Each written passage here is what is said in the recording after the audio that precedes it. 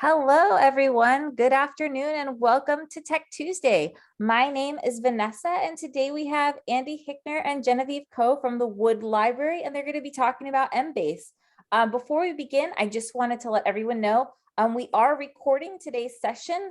So if you want to take a look at it later or even share it with some of your colleagues so they can learn about Embase and they weren't able to attend today, I'll be emailing everybody who registered the link to the video by the end of today. I'll also have some helpful links that Genevieve and Andy have put together. So you can go back and take a look at how to use the tool. If you have any questions during the session, please feel free to type them in the chat. You can even raise your hand in the little reactions button at the bottom of your Zoom window, and we'll get to your question at some point during the presentation. But without further ado, I'm going to hand it off to Genevieve and Andy. Thank you guys so much for being here. Hi, everyone. Welcome to today's Tech Tuesday. I hope everyone's having a great start to the week so far. As Vanessa said, my name is Genevieve Coe, and I'm here with Andy Hickner, your incredible education outreach librarian from the Samuel J. Wood Library. So today we're going to be learning about literature searching in the Embase database and the Ovid platform. In today's session, we are assuming that everyone here has some familiarity with researching in databases and with PubMed. So we're going to be comparing Embase with PubMed, describing Embase's coverage, and briefly teaching you how to use Embase to search for information. But before we jump in, I just want to take a quick moment to do a really brief poll because we want to see what your favorite resource is for finding biomedical literature. If your favorite isn't among these couple of options, it'd be great if you can throw your answer into the chat.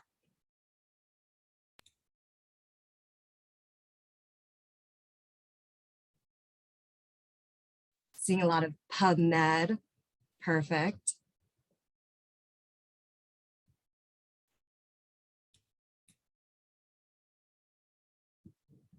Awesome, seems like the big popular choice is PubMed, which is awesome because we do want to talk about how Embase can compare to that. I'm going to share those results for you.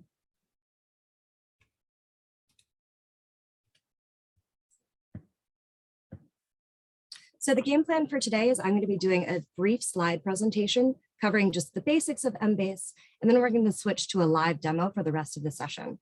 There will be some time to answer some questions, as Vanessa said, so at any point, throw them right in the chat, just as she mentioned. We're also going to be careful to make sure that you guys leave with resources so you can follow up and ask more questions or help from us at the library. So what is Embase? Embase is one of the largest biomedical and pharmacological databases, and as well as containing everything from Medline, it includes a lot of non-English content, and it covers a range of different types of evidence, such as clinical trials, Cochrane reviews, and meta-analysis. Especially strong as a resource for its coverage of drug and pharmaceutical research. But how do we actually use Embase? Ovid is a search interface that provides an access to a range of various databases, e-journals, and ebooks. The databases that Ovid searches are particularly useful for identifying journal articles and other publications on a particular topic or subject area. So you may be familiar with lots of other Ovid databases that are available through Weill Cornell, and Embase is just one of them. But like any good search interface or search engine, it provides lots of different ways to filter your search results.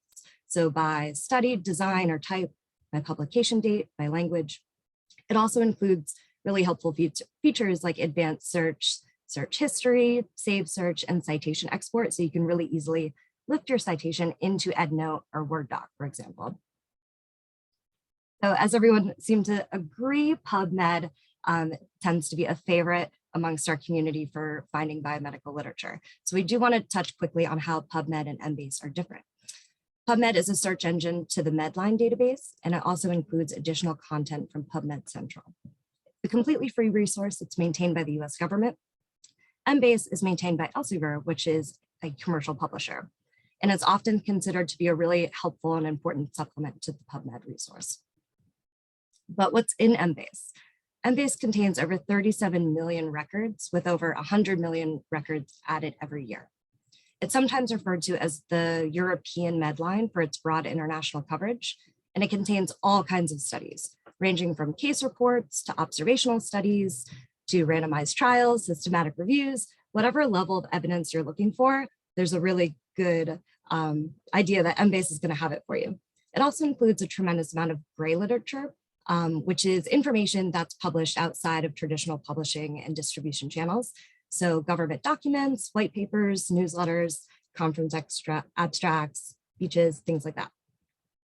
But if we're talking about researching and using a database to find the best information for you, we do need to talk about controlled vocabulary, which is a standardized and organized arrangement of words and phrases that provide a consistent way to describe data.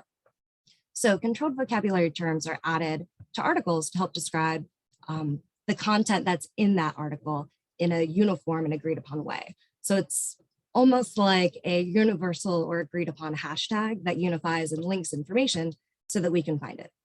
And controlled vocabulary really helps to address synonyms or multiple ways of referring to the same concept. An example we pulled is transgender patients, who have been referred to by authors and researchers in various ways in terminology as the topic has evolved. But we do want to be able to find all of those resources lumped under the same unified term. So when you're searching with an Embase term, you'll return all the publications on a certain topic, regardless of the author's choice of those words. So in Medline and PubMed, you might be familiar with the MESH or medical subject heading controlled vocabulary, but Embase uses Emtree, which is unique specifically to Embase. So when articles are added into the Embase database, the full text of that resource is automatically assigned Emtree terms using a pretty complicated algorithm. But those terms are then manually checked and corrected by Embase indexers. And we should highlight that the Embase terminology or the Emtree terminology in Embase is in natural language, and it includes a really high number of drug terms. I previously mentioned that Embase is particularly good for pharmaceutical research, but this is just one of the reasons why. And so if you're moving a search from PubMed into Embase, let's say, just be aware and be mindful that MESH terms are replaced by corresponding Emtree terms. And are there any questions so far? I'm happy to answer anything before we jump into the demo where you can see Embase actually in action.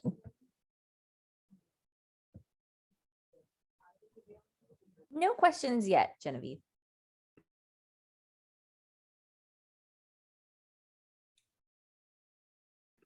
Oh, you're on mute. All right, guys. Andy, whenever you're ready, we can rock on with that demo. Sure. Hi, everybody. I'm Andy Hickner, Education and Outreach Librarian at the Wood Library. And Genevieve, can we see my browser? I'll take that as a yes. Yes, you can see it. Oh, excellent. Okay. So we're going to spend the next few minutes taking a look at the Embase interface. So to access Embase and all the other databases on the Ovid platform, those are linked from the library homepage, library.weill.cornell.edu. So I'll scroll down, and under popular e-resources, this is the link you should be using to get to PubMed, of course, so you can get the free full text links. We're going to click on Ovid, and it takes a minute to load normally. And then this is a little different from PubMed. I have to specify which resource I want to search. So if I wanted to search Medline, I could. For now, I'm just going to click Embase and then click OK.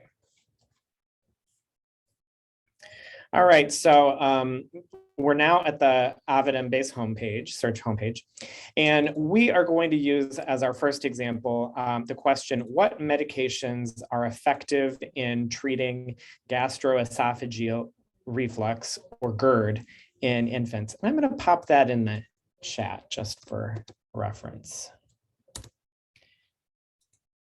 All right, so I'm going to start out in the search box, and I'm going to see if this, if the abbreviation GERD works here. I'm leaving this box map term to subject heading checked. That's checked by default, but you can unselect it if you want to bypass the process of finding Emtree terms. I'll click search.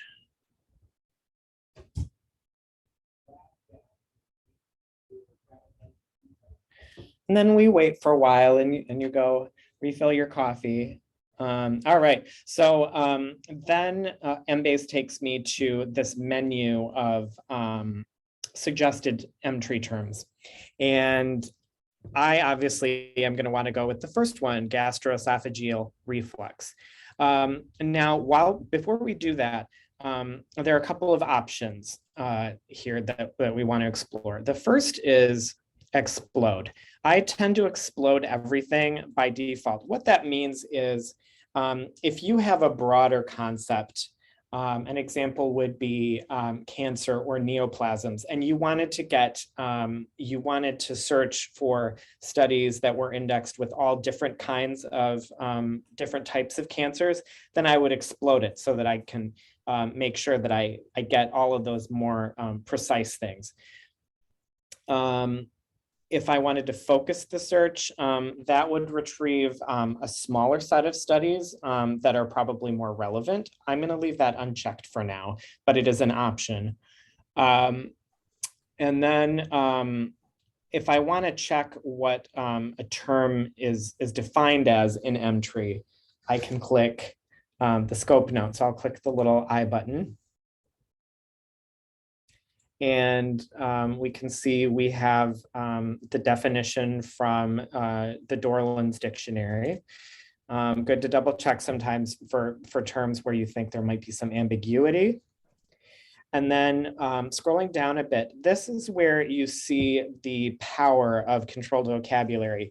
Under used for, these are all the different ways of referring to GERD that we don't have to type out in our search because Emtree is doing the heavy lifting. It's capturing all of these synonyms. And likewise, if I were to search, for example, esophagus reflux at that beginning search page instead of GERD, it would connect me to the correct Emtree. So I'll click back for now. And last but not least, actually, let's see. Okay, I'm going to click continue. And next it's asking me about subheadings. And what that means is it's Emtree asking me, are you interested in a specific aspect of this concept? And in this case, I am. I'm going to select drug therapy because that's what we're looking for. But if I were interested in prevention or diagnosis, I could select those instead. It gives us multiple options. And these will vary depending on the Emtree term. You may get different subheadings depending on the Emtree concept. And I will click continue. All right, so now this is showing up in my search history. This is my first search, and there are about 13,000 results. And I, of course, am going to want to narrow this down a little bit more because we're interested in treating GERD in infants. So this is where we move on to the limits, which are available a little bit further down the page. I'll click on additional limits. And as I'm scrolling down, you can see that there are all kinds of ways that I can slice and dice my search depending on what I'm interested in. For this particular question, the human age groups are going to be useful. So I can select infant and scroll down and click limit a search. And that gets me down to 118 results as opposed to almost 13,000. So using limits in Embase can be a very effective way of getting your results more focused and a little more manageable. All right, so that is example number one. Next, for our second example, let's take a look at how we do Boolean logic in the Ovid platform. So Boolean logic is combining your search terms with and or. And so the way I'm going to start, the example I'm going to use is, for this one, is the question, is intravenous immunoglobulin effective for treating C. difficile? that in the chat as well, in case it helps people follow along. All right, so let's test this abbreviation again. Let's try CDI.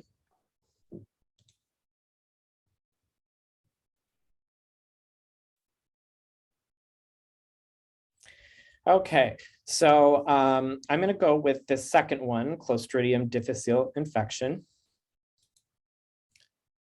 And I'm going to explode as I did before, just in case there are any narrower terms. Click continue. And then now I am going to, let's see, we're interested in therapy. So let's do therapy and maybe drug therapy. And click continue. Next, we're going to search for IVIG. So I'm going to spell this one out just because I'm not confident that Embase will necessarily recognize the abbreviation.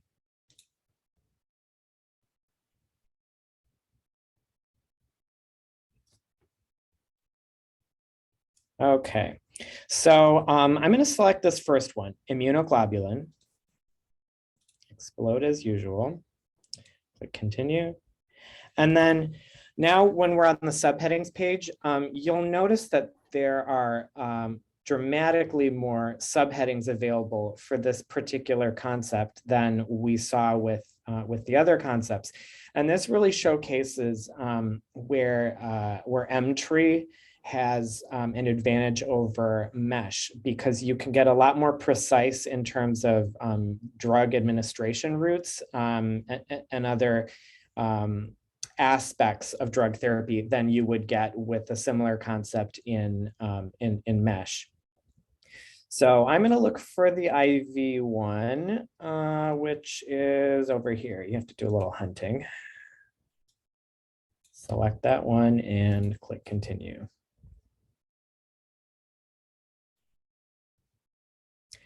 And then last but not least, I'm going to combine our CDI concept with our IVIG concept. So line 3 and line 4, and I will just select the checkboxes and combine them with and. And that gets us to a really targeted set of 200 articles.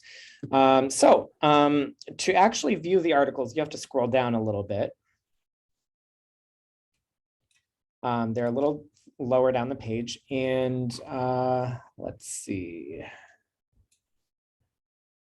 So I have 200 results, and I can, the next thing I'm probably going to want to do is if I use a reference manager like Embase or SciWheel, I'll want to export them into my reference manager. So I'm just going to select all 200 results. So I can do that by just typing in the numbers. So 1 through 200. You can export up to, I believe, 2,500 at a time is what we have it set to here at Weill Cornell.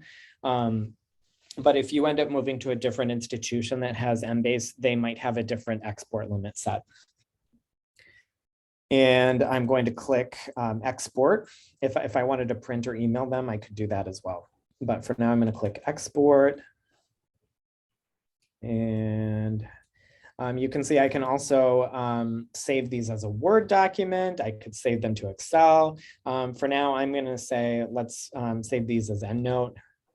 And then the fields, I'm going to change to complete reference. That way I get the abstract and basically all the bibliographic data that's available.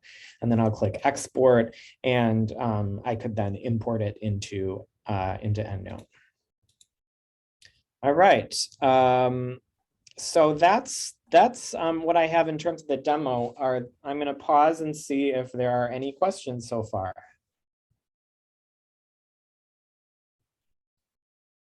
Okay, I'm not seeing questions yet. So why don't we give you all an opportunity for a little practice? We have another poll. Let's see. Second poll. Mtree. So again, starting from the library homepage, click on Ovid, navigate to Embase and then try answering this question by searching for the term heart attack in Ovid. I'm sorry, in Embase.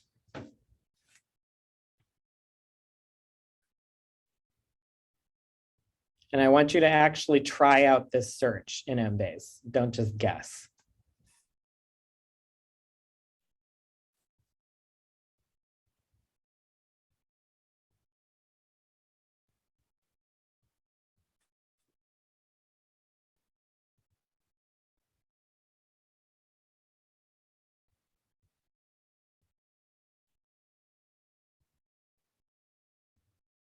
Okay, we'll give you all about 10 more seconds. Okay, I think we are, okay, we're almost, we're getting a few more trickling in. All right. Okay, so I am going to end the poll. And let's see if, let's see what the answer is. So I'm going to type in heart attack, click search, and it turns out the correct answer is actually C, heart infarction. So a lot of you selected myocardial infarction, which actually is the mesh term. It's the term used in Medline. So if you were searching in PubMed, that would be the correct answer. But it's one example of how the controlled vocabulary in PubMed isn't necessarily going to be the same wording in Emtree. Okay. I see we have, okay. Well, we have plenty of time now. I'll pause again for any questions. This is a very shy group today. Okay, let's move on to helpful links. And if anybody has questions, again, feel free to ask them in the chat. And because we're both librarians, you know what, if you have another library related question, we'd be happy to take those right now as well. It doesn't necessarily have to be strictly related to Embase. Okay, so helpful links. I'm going to change my screen share really quick because we're going to have a pop-up window in a second.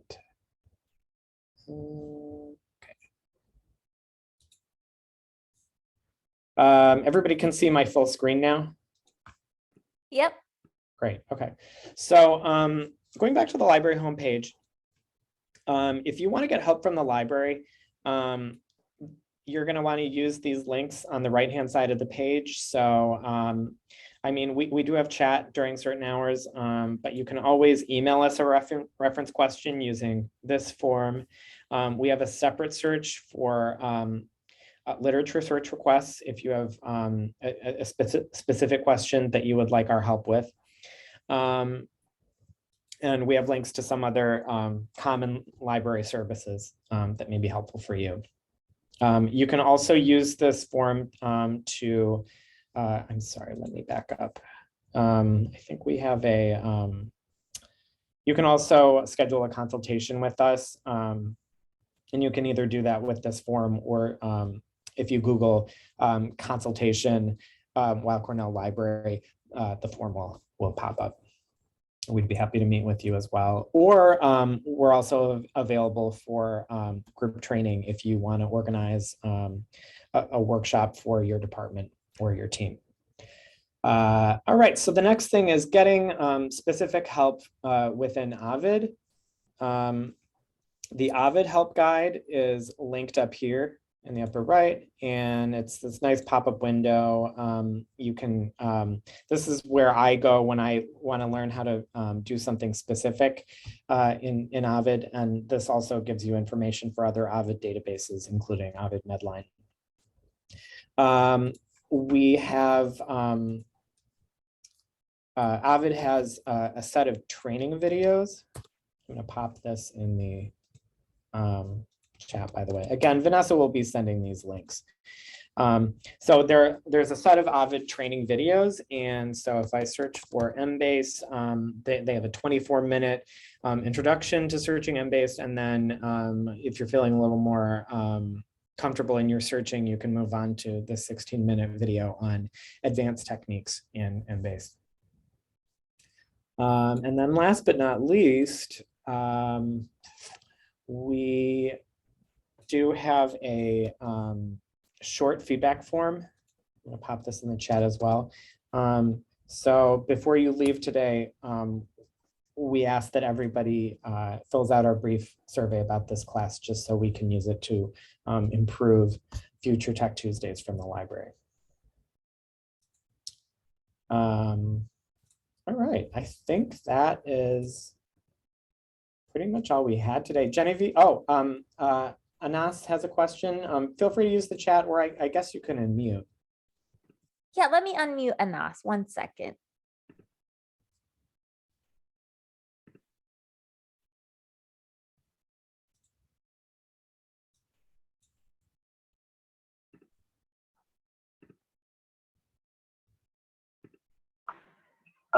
Do you hear me now? Yeah, go ahead, Anas. Okay, I just missed the part of the video. How did you get to the tutorial videos? Oh, how did I get to the videos? Yes. Yeah, so that I put the link in the chat. It's tools.ovid.com and then ovidtools/videos.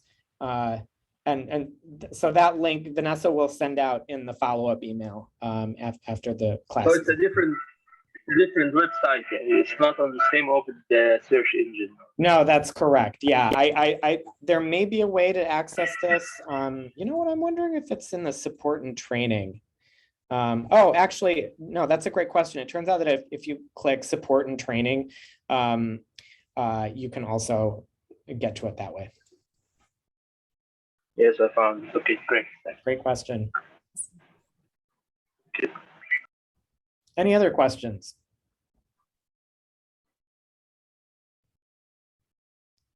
Genevieve, is there anything you wanted to add? No, nothing specific, but if anybody has any follow-up questions or specific research help, please don't hesitate to email us at the library. Any of our colleagues are absolutely incredible, and we'd be super happy to walk you through any of your searches. Yeah, and I'll be sending out in the follow-up email, I'll be copying both Andy and Genevieve on it. So if you do think of any questions after the session is over, feel free to just write back to them using those addresses I've included in the email. Absolutely. Well, it looks like that's about it for us today. Thanks, Vanessa. No, thank you both. Thank you everyone for taking the time to learn more about Embase. And again, keep a lookout for that follow-up email later today with this recording and those helpful links that Andy and Genevieve have put together for you. Other than that, thank you so much and have a great rest of the day.